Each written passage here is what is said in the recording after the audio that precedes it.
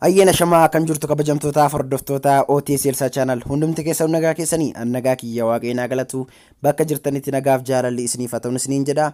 Kunoo guyyaa irraa kana immoo wanta baay'ee isin ajaa'ibu wanta bareedaa guyyaa irraa kana wanti isiniif qabadhee dhufe baay'ee tokko kan natti tolee kan na gammachiise isinis immoo akkuma kana itti gammaddu isinitti tola jedhee wanta yaadadha. Hanga xumuraatti na waliin ta'uun daawwadhaan isiniin jedha.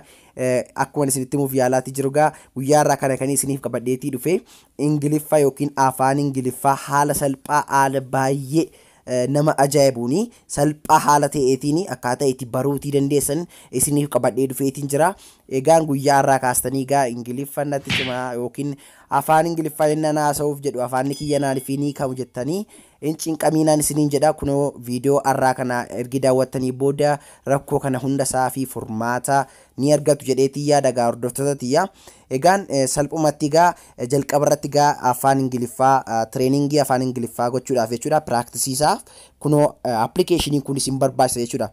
Sirriitti na amanaa dhibbaaf dhibbatti appilikeeshinii kana yeroo dheeraadhaaf itti fayyadameetiin jira baay'ee tokko kan na gargaareera jechuudha. Appilikeeshiniin kun wanta gaarii malee wanta hin taane isinitti na agarsiisuani kan na amanaan isiniin jedha. Kunoo egaa appilikeeshinii kana akkamitti arganna kan jedhuu fi Play Store keessatti hin argattan. Appilikeeshiniin kun baay'ee tokko aappii bareedaa waan ta'eef Play Store gidduutti hin argamu. Linkii isaa viidiyoo kana jala isiniif kaa'ee waan jiruuf salphumatti achiin galtanii daawunloodii godhachuu ni dandeessu. Baay'ee salphaadha. Haala isiniif gadi bu'uu danda'uun isiniif kaa'eetiin jira jechuudha hordoftoota tiyya. Egaan appilikeeshinii kana akka install gootaniin wantoota addunyaa kana irratti jiran hojii jechuudha.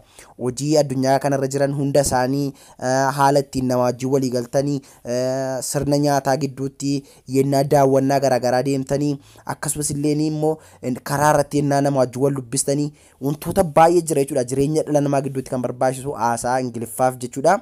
Sana hundumaa kan of keessatti qabudha gaa hordoftoota tiyya appilikeeshiniin kuni. Kunoo egaa akkuma agartanii egaa appilikeeshinichi jalqabannaa bantanii kunoo bifa kanaatiin isiniif bana erginni bifa kanaatiin isiniif bane kunoo kara lamaan irraa startee kan jettu kana cuqaastu jechuudha. Beginner English conversation kan jettu kanarraa jalqabdanii ergi kana fixanii kanatti darbuu qabdu jechuudha. Egaan jalqabarraa start kan jettu kan innaa cuqaastanii waan isin dhabu appilikeeshiniin kuni intarneetii malee isiniif hojjeta.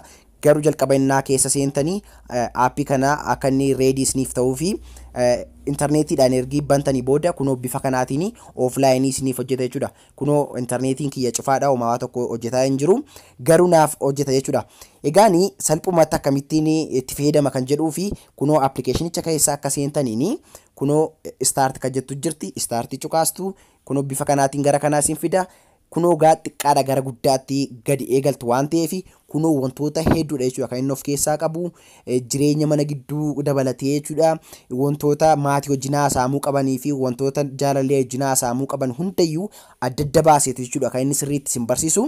Kanaaf kunoo kanarraa jalqabdu jechuudha. Kunoo kanarraa jalqabee egaa an akka fakkeenyaatti isa kanan isinitti agarsiisa. Isin kanarra dhaabbachuudhaan isa kaan hundasaa itti fayyadamuu ni dandeessu jechuudha. Itti fayyadamni isaa salphaa waan ta'eef jechuudha.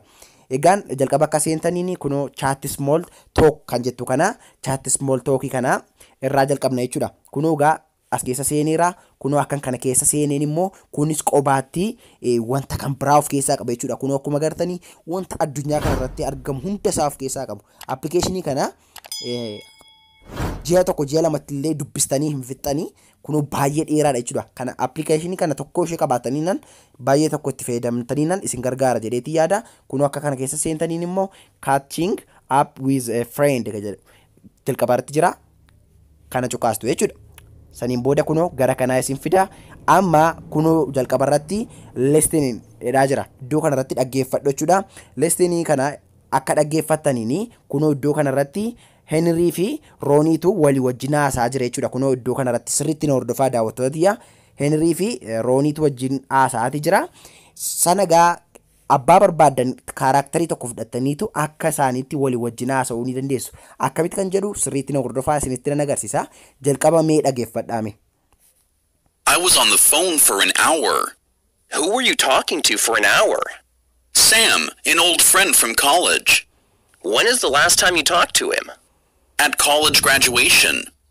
Wow, that was 30 years ago. We had a lot of catching up to do.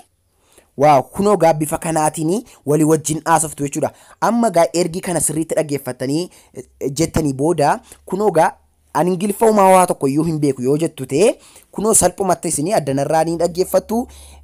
Warri dubbisa beektan immoo kunoo addanarraa fakkeenyaaf iddoo roonii kana buutanii yoo dubbistanii yookiin iddoo henarii yoo buutanii yoo dubbistan jechuudha. Kunoo maqaan isaanii addanarreera. Kunoo addanarratti isa jalqabarratti jiru kana I was on the phone for an hour kan jedhu kana jalqabarratti jira jechuudha.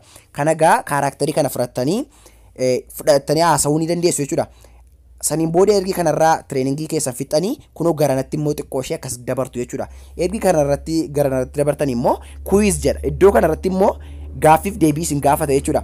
Wanta asitti haasa'ame kana irra deebitanii iddoo kanarratti immoo akka gaaffiitti isin gaafata jechuudha. Fakkeenyaaf iddoo kanarratti how long was Henry on the phone jedha. Henry'n sa'aatii hammamii silkii irra ture jedha.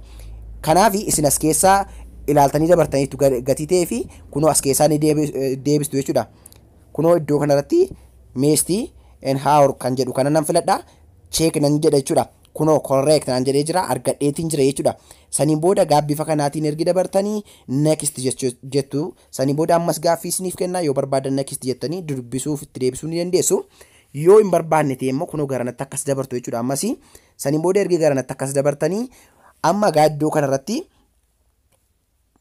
wanti isin gootanii kunoo fakkeenyaaf iddoo henarii buutanii haasa'uudhaaf yoo akka henariin isinitti haasa'u barbaadanii henarii iddoo kanarra jedhu kanarratti footoo kana filattu. Saniin booda meestii walumaanii wantani ta'uu ilaalla. Kunoo suuraa isaa akka filanneeni mallattoo raayitii kana isiniif kenna jechuudha. Mallattoo raayitii kana akka kenneeni isin bakka namicha kanaa buutanii roonii buutanii haasoftu jechuudha. Fakkeenyaaf meestii jalqabu mee walumaan ilaalla jechuudha. I was on the phone for an hour. Who were you talking for an hour? Sam, an old friend from college. When is the last time you talked to him? At college graduation. Wow, that was 30 years ago. We had a lot of catching up to do. Wow, egaan Ingiliffaa hangana danda'e naasa'u natti hin kolfinaan isiniin jedha. Egaan kunoo bifa kanaatiin ergi tireeningii gootanii yeroo dhumaatiif immoo sagalee mataa keessaniidhaanii Ingiliffaa amma makka haasa'uudhaa fi afaanni keessan hiikamaa jiru teestii of gochuudhaaf jechuudha. Of qoruudhaa fi kunoo iddoo kanarratti walii wajjin haasoftu jechuudha. Kana lamaan keessaa abbaa barbaaddan filattanii akka nama haaseetti haasoftu jechuudha. Saniin booda amma makka guyyaadhaa guyyaatti fooyya'aa deemtanii iddoo kanarraati adda baafachaa deemuu ni dandeessu jechuudha. Sagalee keessan riikardii godhattanii immoo kunoo faayil manaajarii keessan irratti seevii isiniif ta'a. Kanaaf egaa waa tokko isin hin cinqu jechuudha. Meestii gaa kaaraakterii nama tokkoo fudhadheenaniin istii isaa wajjin haasaa kolfuun hin danda'amu isiniin jedheera. Hin kolfina. Meestii gaa niin jalqabna jechuudha.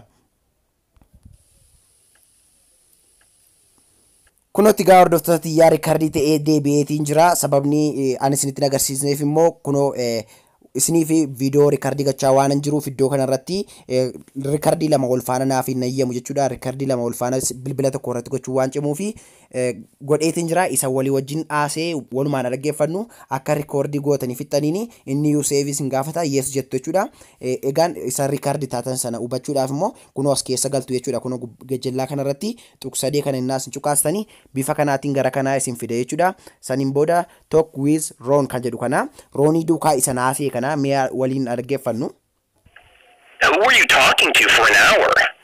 Sam, any old friend from college? When is the last time you talked to him? At college graduation. Wow, that was 30 years ago. We had a lot of catching up to do.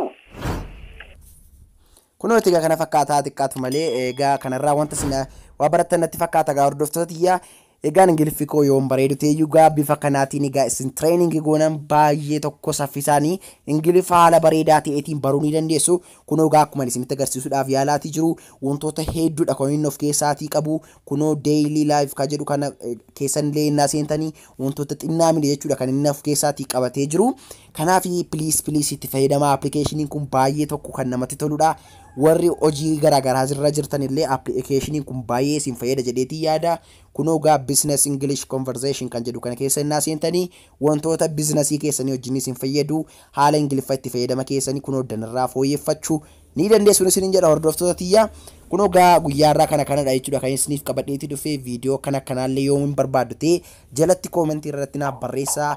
Wantoota kana caalaa jiranillee kamiiniyyuu isiniif dhiyeessuudhaaf yoomiyyuu qophiidhaan isiniin jedha hordoftoota tiyya. Viidiyoo kana like osoo hin godhin namni tokko akka hin baane please like godhaan isiniin jedha hordoftoota tiyya. Yeroo taanu sa'a muraasa booda immoo viidiyoo kan biraa barumsa qabuun deebnee wal agarraa. Ammas nagaan naaf tura. Isiniin jaalladha, isin kabajaa. Ciao.